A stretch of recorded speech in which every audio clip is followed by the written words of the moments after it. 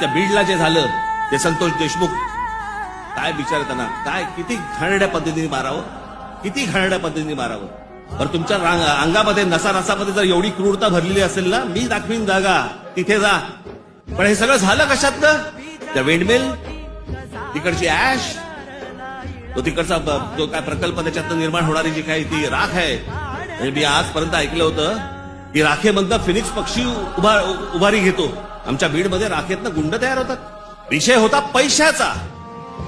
जी काय वाल्मिक कराड आणि जी काय नावं येत आहेत त्यांची, हे सगळ्या खंडण्या या संतोष देशमुखने त्याला विरोध केला. उद्या तिथे संतोष देशमुख नसता, दुसरा कोणी असता तरी त्यांनी हेच केलं. विषय होता पैशांचा, विषय होता खंडणीचा, विरोध होता खंडणीला विरोध करणाऱ्यांचा. आम्ही लेबलं काय लावली?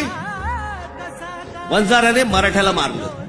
त्याच्यात वंजाऱ्यांचा काय संबंध आणि मराठ्यांचा काय संबंध? कशात गुंतून पडतोय आपण? पण तुम्हाला गुंतवलं जातंय. हे राजकीय पक्ष तुम्हाला गुंतवतायत त्याच्यातच गुंतून राहा. आमच्या मुलांच्या शिक्षणाचा विचार करू नका, विषय आणू नका. आमच्याकडे रोज शेतकरी आत्महत्या करतायत. आता दिवसाला 7 आत्महत्या होतात दिवसाला शेतकऱ्यांच्या. पाहू नका. आमच्याकडे रोजगार निर्माण होत नाहीये, लक्ष देऊ नका त्याच्याकडे. असंख्य मुलं आणि मुली